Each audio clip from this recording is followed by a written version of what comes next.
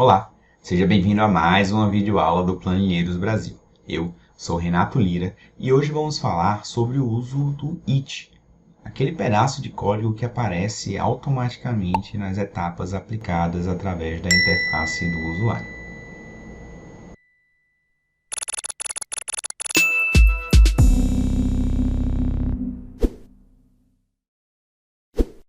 O link para esse arquivo está disponível na descrição do vídeo. Você já percebeu que, por exemplo, ao adicionar uma nova coluna personalizada através da linguagem M e colocar qualquer valor, nesse exemplo eu vou usar o valor 1, ele cria um código com a sintaxe table.addColumns para adicionar uma coluna em cima de quem?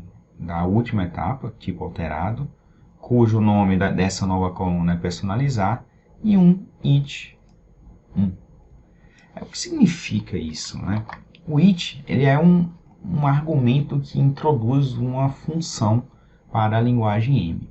Se eu vier aqui e adicionar uma nova consulta nula e escrever apenas igual it 1, você pode perceber que ele transformou a minha consulta em uma função.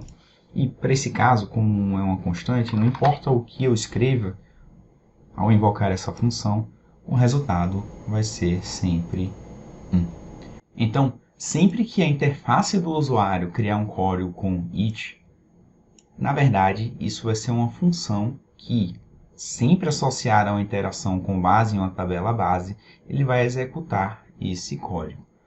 Porém, a depender da função, o argumento de insumo que o it recebe pode ser diferente.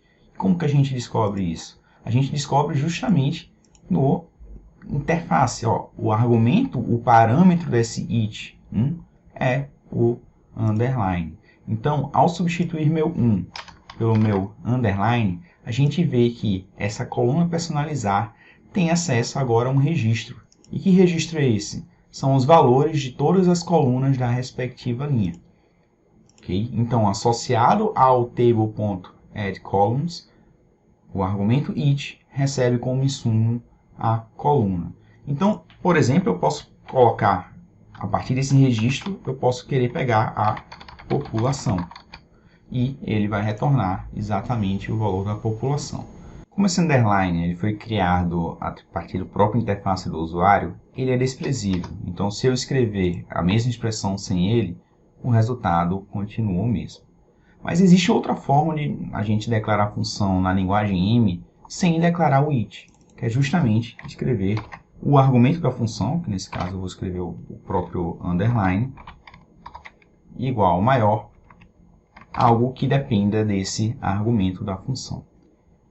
Percebe que, por acaso, eu usei o padrão da linguagem, mas eu poderia usar qualquer um, como o bom e velho universal x, tá? Ele continuou funcionando, ou qualquer outro, por exemplo, QWER, aleatoriamente, e ele continua funcionando. O importante é que a gente saiba que esse argumento de função associado ao table.addColumns retorna um registro que seria os valores de cada linha. Okay? Então, vamos para o segundo exemplo, que também o it é gerado para a gente. Deletei a etapa que eu adicionei a coluna. Agora eu vou transformar todos esses valores em maiúsculo. Ele me cria um código onde ele escreveu simplesmente uma função da linguagem M. Por acaso, porque text.upper ele aceita um argumento único, ele funciona. Mas seria equivalente de ter escrito it text.upper do argumento underline. E ele continua tendo o mesmo efeito de transformar os valores em maiúsculo. Novamente, vamos ver se associado a essa função table.transformColumns, qual é o argumento de função. E para isso a gente sempre transforma o it seguido do underline. E nesse caso, ele retornou o próprio valor escalar da respectiva linha, igual ao anterior, que no caso não estava em maiúsculo. Certo? Então a table.transformColumns ela retorna o próprio escalar da respectiva linha. Acabando, para finalizar, tem uma outra função muito importante que no futuro a gente vai ter vídeo sobre ela, que é o agrupar por. Então, clicar no botão direito da coluna agrupar por, ele vai nos criar uma expressão, deixa eu clicar OK aqui, uma expressão chamada table.group. E na table.group, percebe, existe uma função it, onde tem table.rowCount do nosso amigo underline.